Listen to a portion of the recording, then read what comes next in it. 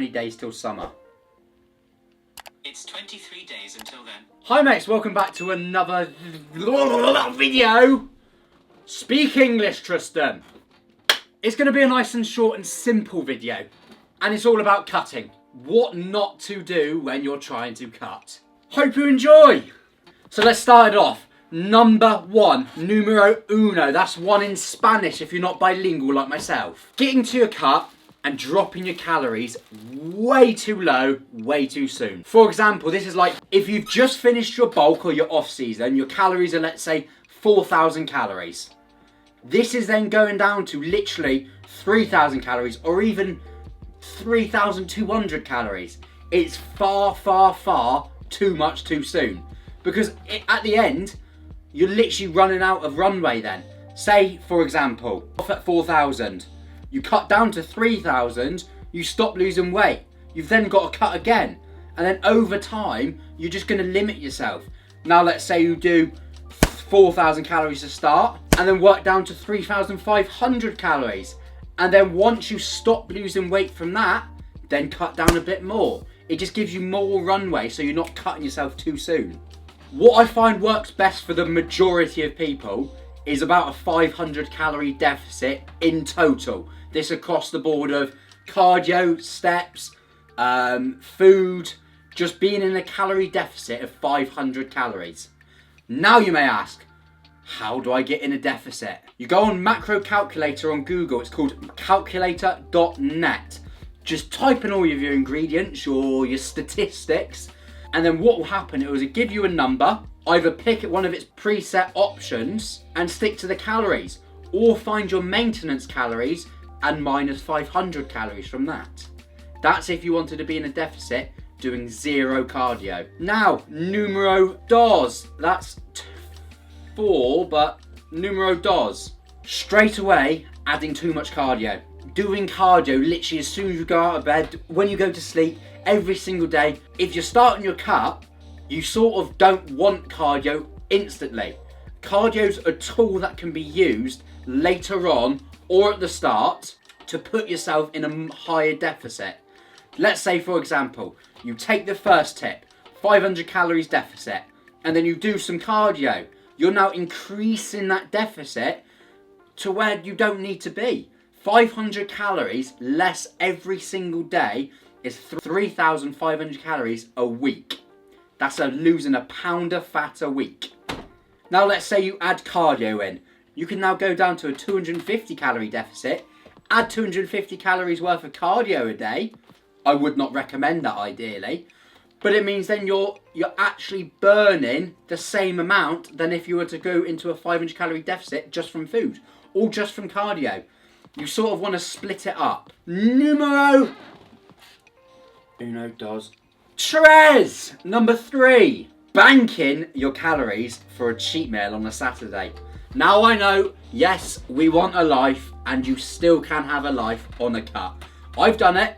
I did it in the first lockdown where I'd eat about 1,500 calories a day, and then I know on the weekend I've got about 5,000 calories per day to sort of enjoy myself. And it creates the worst binge restrict cycle. I do not recommend it at all. If you're going to have a nice little off-plan meal, doing a few more amount of steps the day before, the day of, and day after. Now also, if you wanted to have a cheat meal or I wouldn't ever recommend a cheat day actually. If you wanted the cheat meal or an off-plan meal, leaving a bit of gap in the morning, meaning you have your meal later, which means those calories are now condensed. Intermittent fasting, it's not a fat loss fucking miracle, it's just not having breakfast at the end of the day.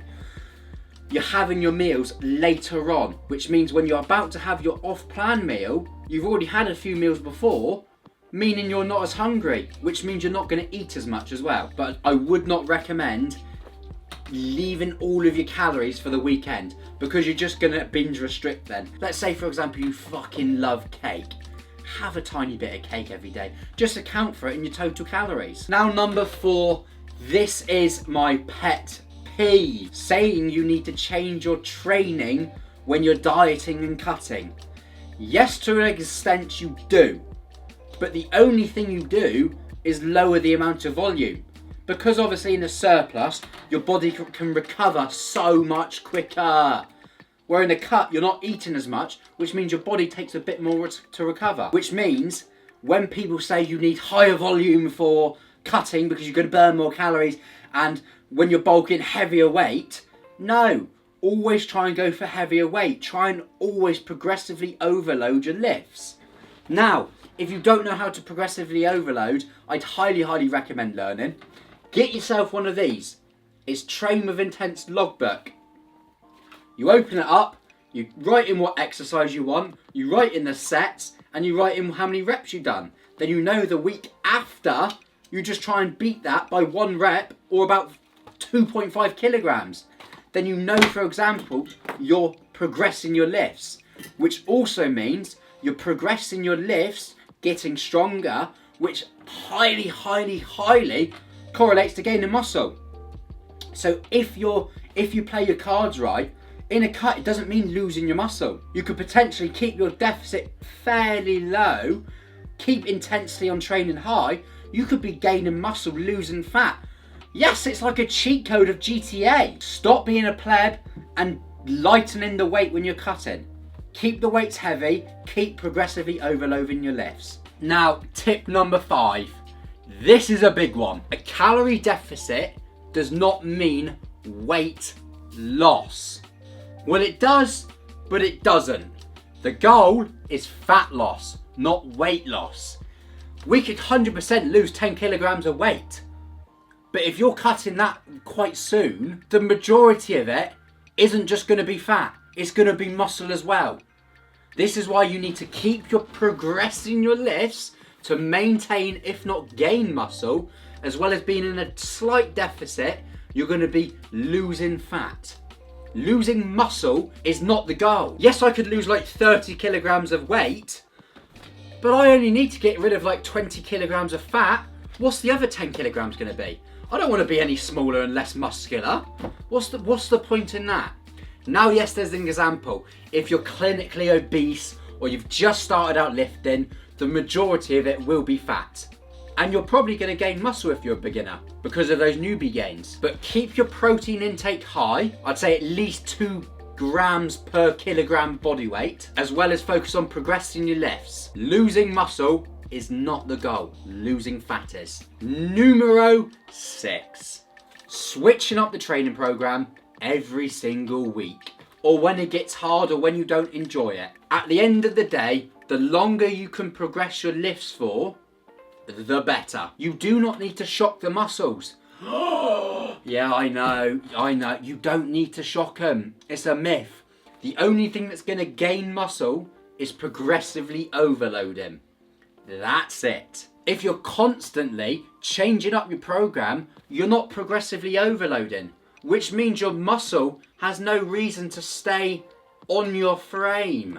Which means, yes, you're going to be losing weight, but as of the last point, you're going to be losing weight, not just fat. To be fair, this point goes for even when you're bulking. You don't need to swap out exercises every single week.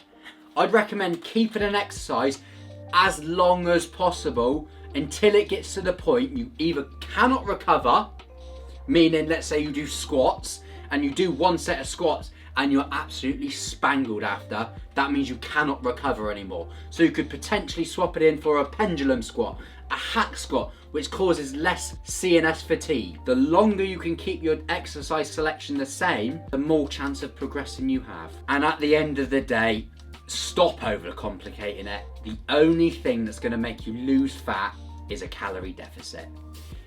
Yes, you might say, I've got a fast metabolism and all of this. No, you're just not in a calorie deficit. It's as simple as that. If you're not losing weight, you're not in a calorie deficit. That's it. Calorie deficit, calorie deficit, calorie deficit. Again, if you want to get into a calorie deficit, macro calculator on Google, minus 500 at your maintenance. Use either exercise to get in the calorie deficit, use food to get in the calorie deficit, or use both. Now, your calorie deficit will eventually have to change, because if you lose weight, lose fat, your body weight now changes, which means you need to re-enter your stats or lower the weight, or lower the food, higher the activity. Deficit, calorie deficit, calorie deficit. Now mates, that was the end of the video. Thank you all so much for watching. I hope you thoroughly enjoyed this type of video. And I sit down, I've got the lights, it looks pretty. I've got this, but it's too bright if I put it here. Now that I'm putting it there, it doesn't look too bright, so I fucked up there. That would have been quite cool. So, if you want any online coaching, links down below. Training programs, link down below. If you want anything from My Protein or Conte Sport, use the link down below and use code HIMATE at checkout. We're still currently banned on TikTok, not ideal, so run up the YouTube because we've got big things coming. I love every single one of you. Now let's get shredded! Bye mates.